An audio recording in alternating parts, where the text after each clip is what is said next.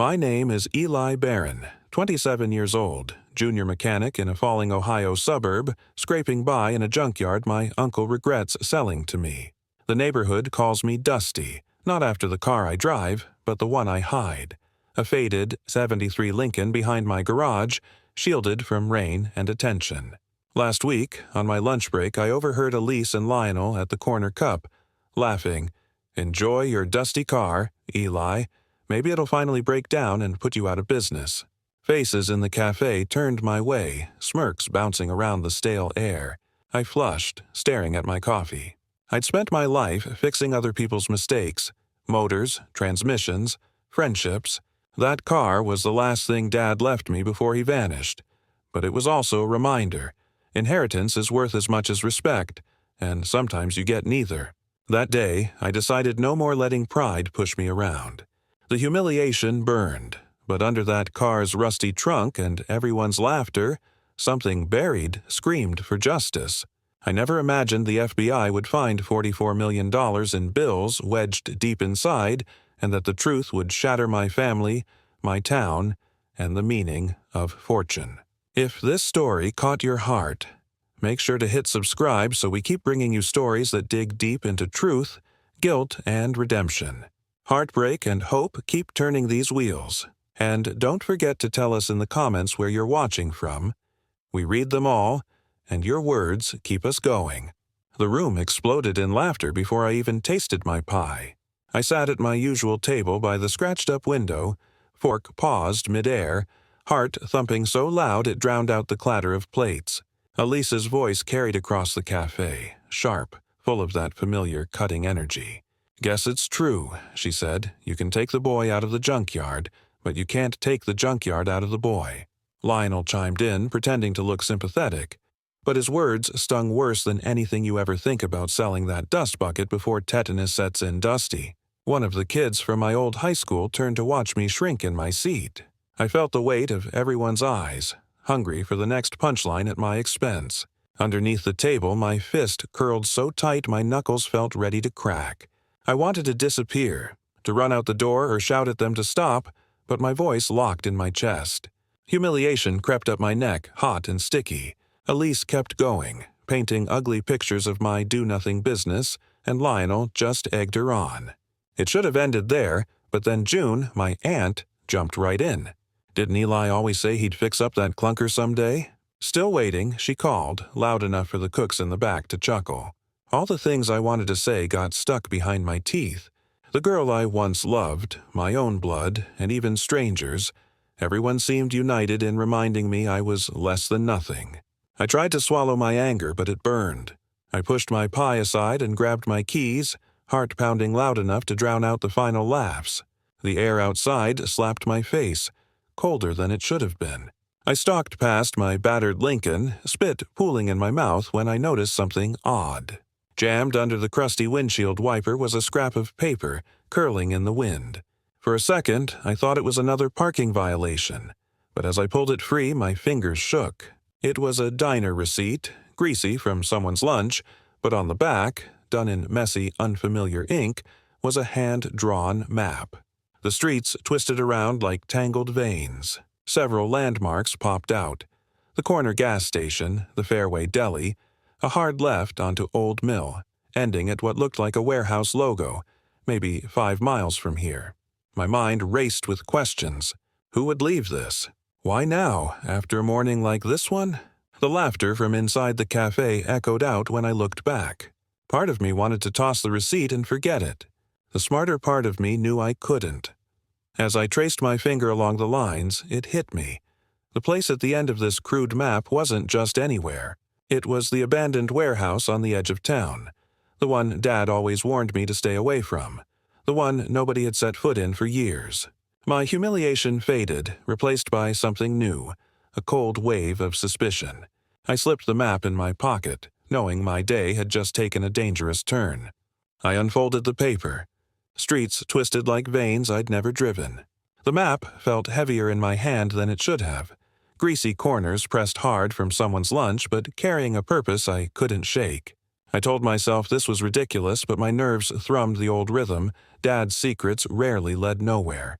I fired up my Lincoln, the engine grumbling like an old man waking up angry, and headed toward Old Mill Road. Every intersection sharpened my anxiety. Memories of Dad warning me to trust my gut and never take shortcuts dancing behind my eyes. The warehouse loomed bigger than I remembered, hulking against the sickly sky with broken windows and rusty padlocks. For a second, I wondered if I'd imagined the way Dad used to stare at this place. For years, he kept tools no one was allowed to touch, always whispering about trust and patience. I shook off the weight, climbed out, and pushed through a side door left hanging crooked. The air inside was heavy with dust and regret. My boots echoed in empty halls. It took me longer than I wanted to admit to find the back corner where the map's lines ended. And then I saw it. A battered red toolbox older than anything I'd ever used. It sat half open, hinges squealing as I pried up the lid. Inside, nestled among splintered handles and dead batteries, was an antique watch, gold-faced, ticking silently yet stuck at exactly 3:17. The hands refused to move. Something about it felt staged. My throat dried up. Had someone broken in here ahead of me, or had Dad left this years ago? I turned the watch over and stared, trying to remember the cheap gifts Dad used to give me, always with some cryptic lesson stuck to the back. Patience, honesty, grit. This wasn't a toy, though. It was real gold, heavy enough to mean something. I imagined Dad hunched over at his desk, grumbling about people who rushed through life and missed everything important. I wound the crown, hoping maybe the hands would jump to life, but nothing happened. Only then did I realize it wasn't about the time. It was a message. Every tick, every refusal to move past 3:17 made the silence louder. It forced me to take a breath. I pulled off my gloves, desperate for any clue, and just as my thumb touched the smooth metal underside, I spotted an engraving. The letters were jagged but unmistakable, Barron. Patience is gold. My whole body froze. Dad's warnings, everyone's laughter, the endless humiliation, all seemed to collapse into this single sentence. Staring at that inscription, I knew nothing about this map or this warehouse was by accident. Dad had left me something to uncover, a secret or a test, or maybe even a trap. The sense of a deeper secret crawled beneath my skin, leaving me dizzy with possibility. As I caught my breath, the clang of a distant pipe sent chills up my spine. Something bigger was waiting, and this watch was only the beginning. If patience is gold, was I starving for it or chasing it? That night, I sat hunched over my cluttered kitchen table, the antique watch glinting under a crooked lamp. I scrolled through endless online forums, desperate for a match. Every detail counted: the battered crown, the chipped glass, the ticking frozen at 3:17. Finally, a post surfaced from some horology junkie in New Jersey. He claimed certain military-issue watches from the 70s were designed with secret compartments, sometimes used to carry coded messages during the Cold War. My head spun. Was Dad involved in something bigger than late-night poker and broken promises? The more I read, the more I felt like I was peering through a keyhole into a life I'd never known. Right when I thought my night couldn't get stranger, my phone vibrated with a brutal jolt. Elise had posted a meme online, my face poorly photoshopped onto a cartoon dump truck, captions blazing, Dusty's Discount Dreams. It stung. Dozens of likes, a river of comments. My anger sizzled beneath the hurt. The whole town practically invited to laugh at my expense again. Everything inside me wanted to slam the phone, fire back with my own bitterness, but I didn't. Instead, I grabbed the watch, cradling its heavy promise in my palm, and stared into the dark. A knock on the door snapped me out of my haze. Paxton Rourke, my neighbor, and the self-appointed king of small-town gossip, peered inside without waiting for permission. He never could mind his own business. "Surprised to see you still up," he said, waving something in my direction. "Found something odd while clearing the attic. I thought you'd want to look." His hand shook slightly as he passed me a faded Polaroid, grainy from age. My father stood grinning, one arm draped over the Lincoln's roof. "See that there?" Paxton jabbed a nicotine-stained finger at the photo. I shrugged, fighting the urge to toss him out. He leaned in, voice dropping. "Your dad always said that trunk was never normal, not since the day he brought the car home. Said it hid more than tires and tools." My pulse doubled. I nodded, acting unimpressed, but cluttered thoughts fought for space in my mind. After Paxton left, I really studied the Polaroid, holding it up to the dull kitchen light. My stomach lurched. The lock on the Lincoln's trunk, barely visible but sharp enough in the picture, was completely different than the lump of busted metal I'd stared at for years. In the photo, it was smooth and oval. Now it was battered, misshapen, clearly replaced. Or tampered with. My whole body tensed. What did Dad stash in there, and who knew about it before me? A surge of adrenaline pushed me off the chair. There was only one place left that could answer these questions. The trunk I'd ignored, the one every joke in town bounced off of. My humiliation felt years away now, replaced with suspicion, and suspicion always demanded answers. There it was, the same car, but the trunk, twisted, almost swollen. The Lincoln sat under its battered tarp, moonlight sneaking through rips, making every dent look deeper. My breathing slowed as I approached, Paxton's words echoing in my head. The lock hadn't fit right for years, but I'd almost convinced myself it was nothing. Tonight, it felt like everything. I fumbled with my keys, heart thumping, scraping the metal until the latch finally gave. That first moment, a wave of stale air, then a carpet so filthy it felt glued to the floor. I kicked aside empty soda cans and rust flakes, determined to get past whatever Dad had built to keep people out. The carpet tugged free, and underneath I noticed something strange. A double layer of wood nailed with fraying strips of leather. Who puts wood in a trunk? Dad's paranoia had gone too far. Each board popped up with more reluctance than the last. My fingers grew splintered and raw, but finally the last layer gave way, revealing a secret panel fitted deep into the undercarriage. I pressed my ear against it, hoping for a hollow echo, some signal the Lincoln was more than a punchline. Instead, a faint papery scratch, something thin caught between the layers. That's when I heard muffled footsteps outside, followed by the unmistakable clatter of a cheap beer bottle. Lionel crept along the driveway, glancing over his shoulder, face half hidden by a hood. He didn't say a word, but carried a brick in his hand, ready to make my worst night even uglier. We locked eyes, and for a second, our family history flashed between us. Instead of swinging, Lionel started poking around the Lincoln's rear panel. Maybe he saw my panic. Maybe he just wanted to see if Dad's legacy could be broken in a single swipe. Ignoring Lionel's drama, I redoubled my search. There, pressed tightly under the panel's edge, was a torn lottery ticket. The numbers were faded almost to oblivion, the kind you'd find in an old wallet or under the seat cushions only by luck. But one thing stood out. The number 44 circled over and over again until the ink bled into the cardboard. I ran my thumb over the rough paper, numb to Lionel sneering that I was hunting for fool's gold. This ticket was no joke. Lionel tried to wedge the brick into my trunk's seam, but it bounced off harmlessly. Whatever Dad had built, he'd built to last. Lionel finally gave up, muttering curses and threats as he stomped toward the street. I barely noticed, because something about that circled 44 gnawed at me. I dug out the watch from my coat pocket, flipping it over to check the serial number. There it was, plain as day, the same digits, stamped in gold on the rim. My heart skipped, then hammered. Dad never believed in random luck, never trusted numbers unless they had meaning. Tonight, the number 44, the watch, the ticket, felt like a secret code. I stared at the trunk, suddenly sure the real answer waited just beyond what anyone thought was possible. The pieces were linking. Humiliation and suspicion faded into pure adrenaline. The next clue was in reach, and I was ready to push further no matter who tried to stop me. The ticket's ink bled into the watch's metal. My nerves bled into panic. I spent the morning scouring websites for lottery numbers, cross-referencing codes with anything Dad ever mentioned. It felt like chasing ghosts. Nothing made sense until I stumbled across a dusty forum on small-town banking. Some obsessed collector ranted about safety deposit boxes marked with lucky numbers, especially double digits like 44. The idea stuck to my brain. I dug through family paperwork, shaking with the sense that Dad must have hidden more than failed dreams in greasy garages. By noon, I was pacing outside the old State and Trust Bank fighting a wave of nausea.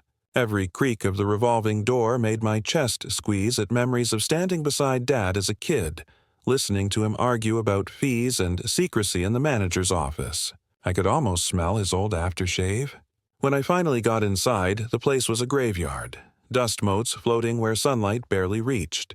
I flashed the lottery ticket and watched serial number to the teller, nearly choking on my own awkwardness. She squinted, then nodded slowly, like I was some problem they didn't want to solve.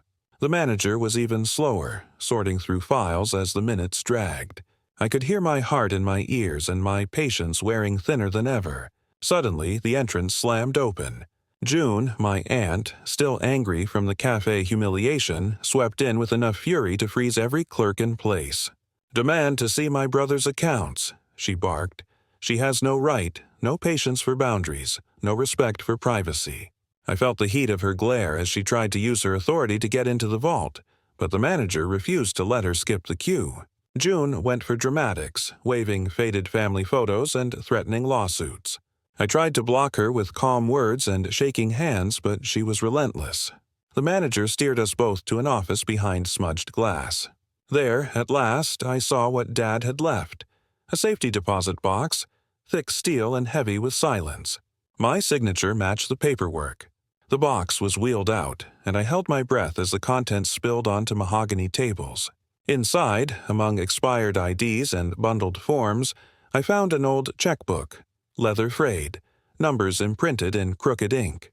One check was torn out by someone in a hurry. Behind the last page, a blank scrap caught my eye.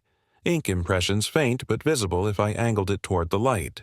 It wasn't words, just a long string of symbols, numbers, lines, dashes. Panic snapped into focus. I remembered Dad muttering about codes only clever men could crack. June kept arguing, her voice bouncing off the drywall. I tuned her out, focused on the code. My nerves buzzed as I realized it wasn't random at all. Slowly, painfully, I pieced together the pattern. Each number split by a dash or curve meant a geographic coordinate, not a bank account or transaction. Dad never trusted banks, but he did trust hidden places.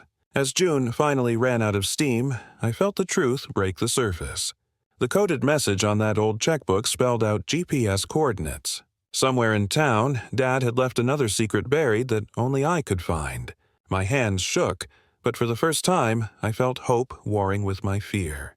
The next step was clear, and I was ready to go wherever the code led. Did coordinates dig up truth or bury me? I plugged the string of numbers from Dad's coded checkbook into my phone, hands trembling, hope and dread playing tug-of-war across my chest. The route painted itself on my screen, zigzagging toward the oldest part of town, a municipal park nobody visited unless their dog refused any other grass. I parked my Lincoln under a thicket of overgrown trees, the car's battered shell blending perfectly into the forgotten landscape.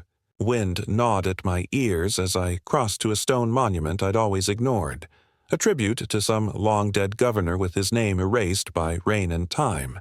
I scanned the cracked base for anything unusual.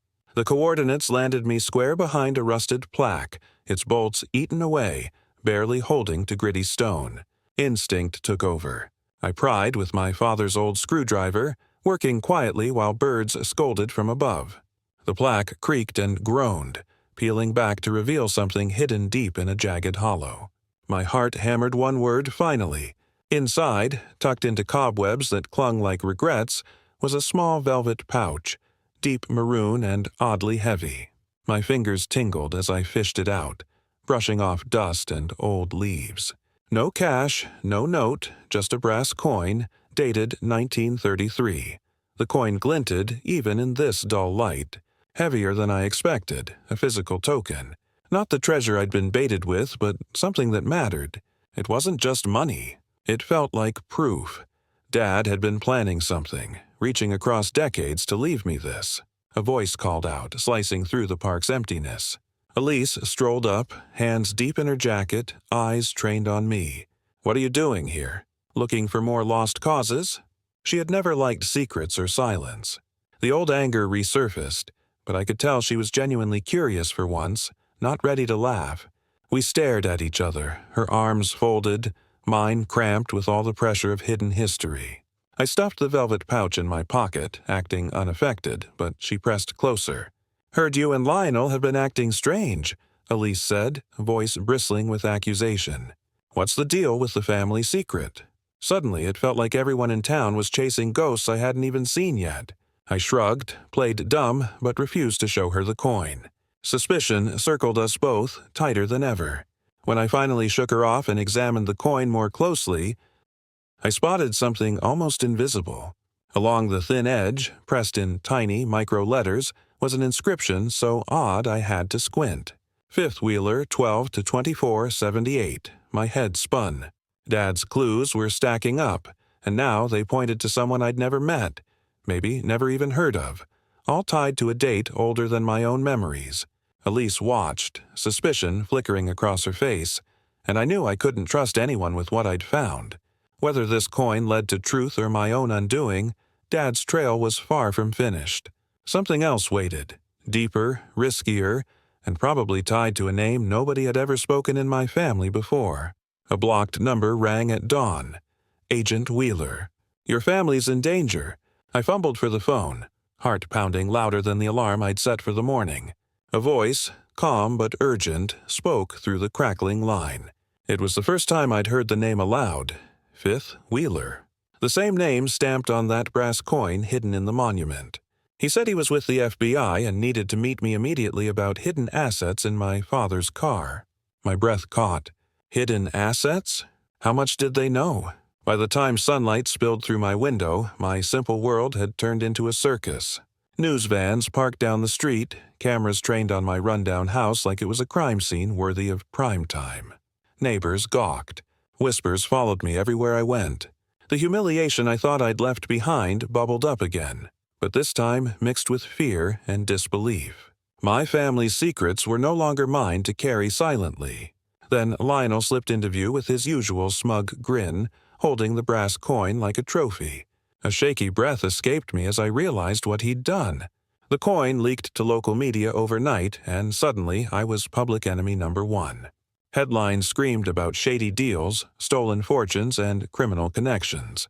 I was suspected, ridiculed, and hunted, all because of a piece of metal I'd barely understood myself. Agent Wheeler called again, this time more serious, telling me to be ready. The FBI had secured a warrant to seize the Lincoln in my home, pending evidence they were still gathering. The phrase property seizure hit like a hammer. All I had left, my car, my garage, my last link to Dad, could be ripped away before I even had a chance to prove my innocence. Feeling trapped, I fought back tears and fury in equal measure. I wanted to scream at Lionel for betraying me, at Elise for barely speaking up, at my Aunt June for everything she'd kept hidden for years. But I had to keep my head clear. Agent Wheeler's voice reminded me that the stakes were bigger than just my family. People I didn't know, enemies I couldn't name, were lurking behind every door, watching. The agent hinted that the $44 million found in the trunk wasn't just cash. It was tied to ongoing investigations spanning multiple states. Whatever my dad got involved with, it was dangerous, and now I was caught right in the middle of it. The call ended with a warning. Keep communication open, but be careful whom I trusted. I looked around the wreckage of my life, window cameras sweeping, reporters yelling questions, neighbors whispering suspicion, and knew this was no longer just about me. My father's past was hunting me down piece by piece, and every step I took toward the truth pushed me closer to the edge. The countdown to losing everything had already begun. Flashlights, boots, shouts, my garage wasn't home anymore. At midnight, the agent swept in like a flood, shattering any illusion I had left of privacy or safety. The world outside disappeared behind pulsing red and blue lights, doors forced open, voices barking orders. My Lincoln looked tiny, cornered by men with radios and wrenches, all searching for the trace of a lie or a fortune only half believed. The cold aura of authority filled every crack of my house, making it feel no bigger than a cell. I tried to keep calm, but every cupboard flung open, every drawer emptied, every footprint on the faded carpet chipped away at my nerves. June was there, slouched on the living room couch, her face obscured by trembling hands. The same aunt who mocked me at the cafe now weeping under pressure, sweat streaming down her forehead. When confronted by two agents, she finally broke. Sobs tearing from her throat, she confessed she'd forged Dad's signature years back to claim insurance money. Lies I'd grown up around, now sprouting in the open for strangers to dissect. The search tore through every memory, every keepsake I'd tried to preserve from Dad's old life. Dust swirled upstairs, footsteps clattered on worn floorboards as a pair of agents prodded through the attic. A muffled shout traveled down and I climbed up, heart thudding to see what was happening. Among boxes of faded Polaroids and shattered trophies, they uncovered a strange, autographed bowling pin, its surface stamped with messy letters, Banksy, as if claiming a global cult that never played in Ohio. They asked about it, but I had nothing to offer. Dad loved odd junk, not fine art. The agents pried off the base and found a rolled-up document curled tight inside. Careful hands unwound it, eyes scanning the pages with clinical focus. What emerged was a business contract, yellow with age, signed by names I'd never seen. Strange initials bloomed at the bottom, nothing resembling Barron, but enough to set off alarms for anyone tasked with tracking money trails. One agent, older and sharper, pointed to a line buried in the legal jargon, a reference to a Swiss vault, numbered 42773. His brow furrowed as he explained that this number wasn't random. It matched old banking records intercepted years ago in a cross-border investigation. The atmosphere shifted. The house wasn't just cursed by family secrets. It was a crime scene now, teetering on the edge of disaster. June sobbed harder, agents muttered about evidence, and I pressed my fingers against the bowling pin's hollow shell. My trust, broken by family, shattered by greed, twisted by silence, felt as fragile as the glass in the skylight above. The search wasn't done, and neither was the nightmare. Now, the answers pointed to Switzerland, an ocean away from the dusty corners I grew up in, and the contract, with its cryptic vault, made it clear that nothing was as simple as Dad's old garage. Swiss vault numbers, my life wasn't a crime movie, but the walls closed in. I sat in the living room's lamplight, the garage still echoing with that night's chaos. My inbox pinged with an encrypted message that felt colder than winter. The sender called himself Fifth Wheeler, the same name from the coin, but now he spoke in digital riddles. Each email required passwords I found tucked in Dad's old jacket sleeve and half-remembered stories he used to mumble while fixing engines. Every new code unlocked another layer, and the deeper I went, the more the pressure built, the dread scraping at my chest. In between decoding, Lionel jerked open my front door, face blotchy with guilt. His words spilled out fast. I just wanted my share, thought if I trashed your shop I'd get noticed. Maybe inherit something better than dust and debts. The hope in his voice twisted my stomach. There was no payoff, just broken trust and regret. For once, Lionel didn't hide his desperation, and I didn't hide my anger. Our family had been living in shadow and suspicion, all chasing the wrong prize. The clues sent by Fifth Wheeler hinted at much deeper betrayals, uncles who sold out secrets, cousins who pocketed hush money, even June's fake signatures exchanged for silence. With each code cracked, the emails guided me to a virtual Swiss banking interface. I followed the instructions, nerves raw, sweating over every field I filled out. Dad's name was everywhere, hidden in customer IDs, bank signatures, security questions only I could answer. Suddenly, the account opened in front of me. The screen showed the number I'd been chasing and fearing all along. $44 million. Not theoretical. Not rumor. My father's legacy, tangled up in more history than I could grasp. I stared at the sum, mouth dry, mind spinning with what it meant. Money cursed with family betrayal, FBI attention, and the glare of the whole town. The fortune was no gift. It was a target welded to my back. Before I could even process what to do next, another alert popped up. FBI, funds frozen by federal order. I'd barely touched the digital gold and it was already out of reach, secured by law and threat and scrutiny. News spread instantly. My name blistered across local news scrolls, town hall summons, social media feeds. Suspected asset holding, criminal complicity. Reporters chased me for comments I didn't have. Neighbors snapped photos beneath broken fences, treating me less like a friend and more like a headline. It was humiliation fueled by numbers. Shame measured in millions. I tried to hold tight to the clues. Dad's codes, Wheeler's riddles, Lionel's confession, but the answers kept slipping further away. Now, the money was untouchable and every door in my world opened onto suspicion. I wasn't running from old jokes anymore. I was fighting for my father's dignity and my own name, even as the whole town turned against me. Every camera in town pointed at my shame.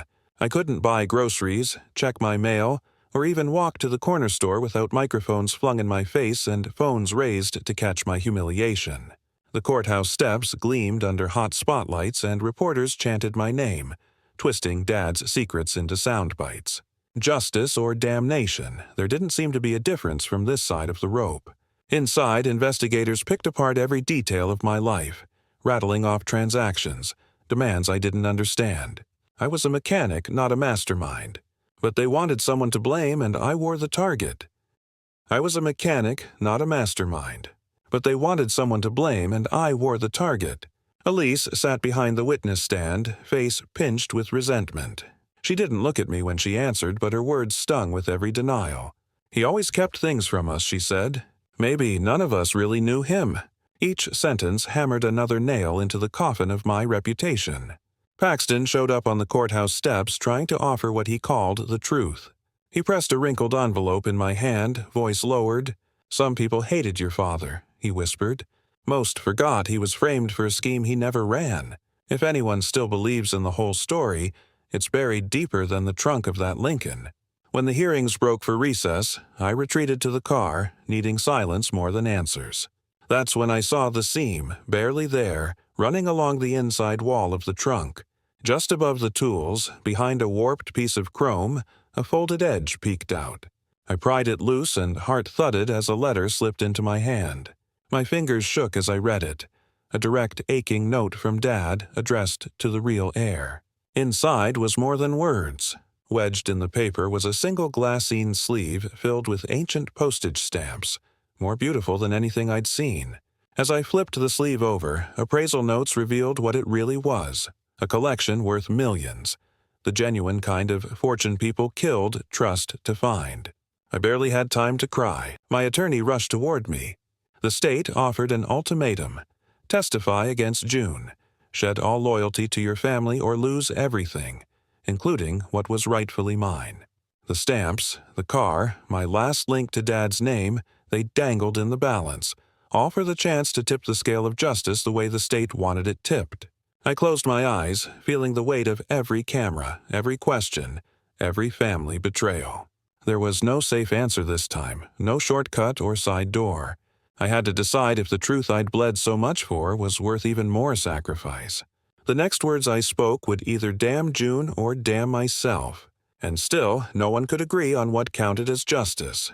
Justice means sacrificing family or self.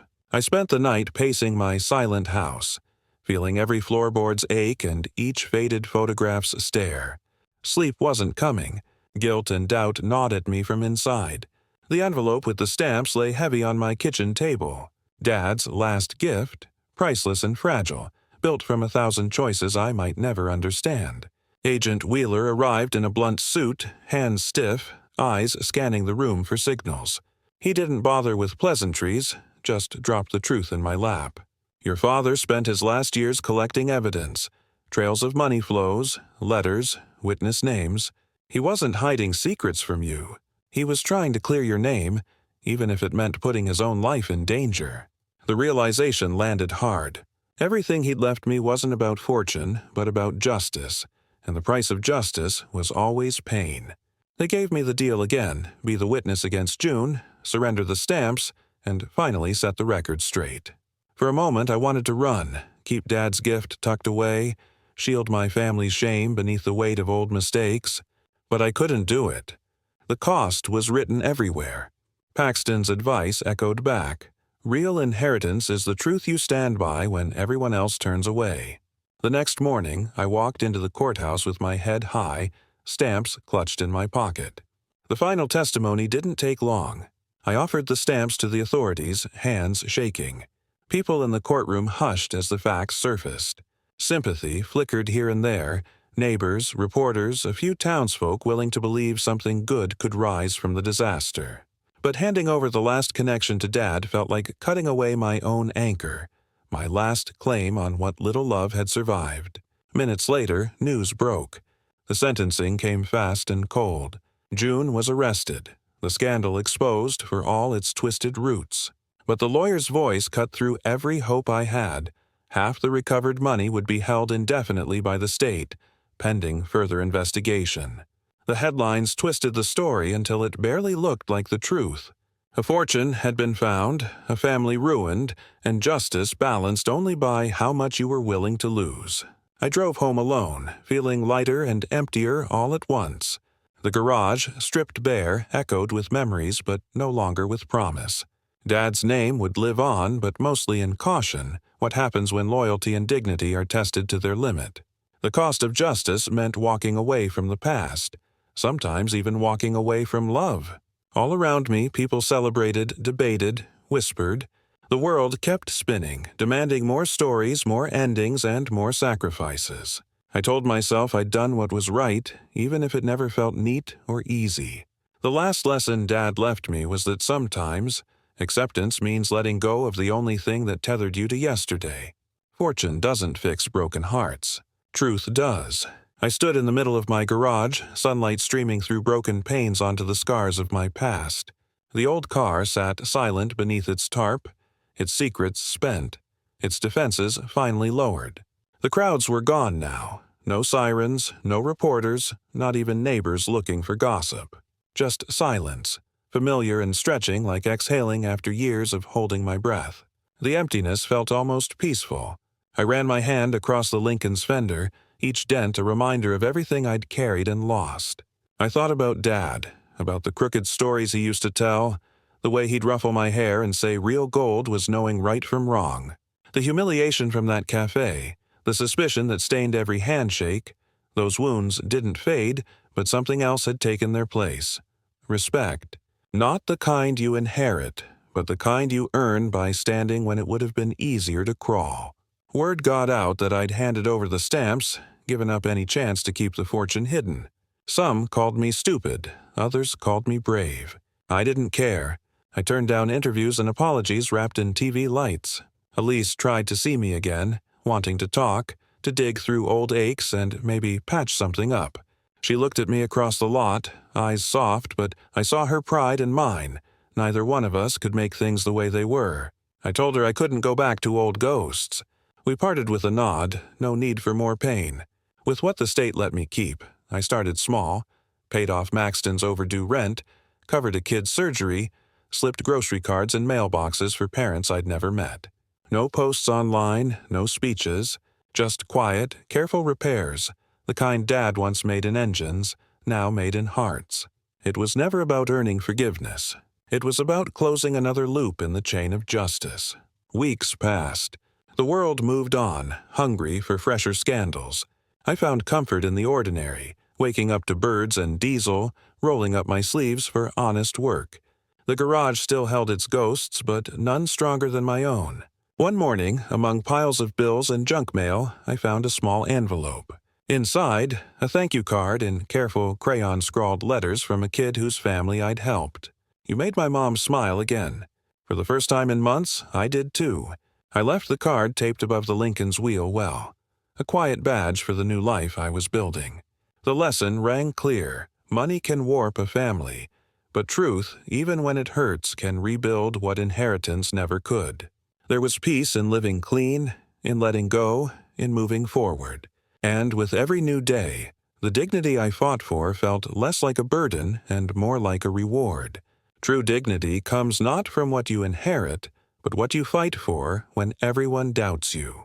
Justice isn't about money, it's about truth and finding the courage to reveal it. Subscribe for more stories of hidden truth and unexpected justice.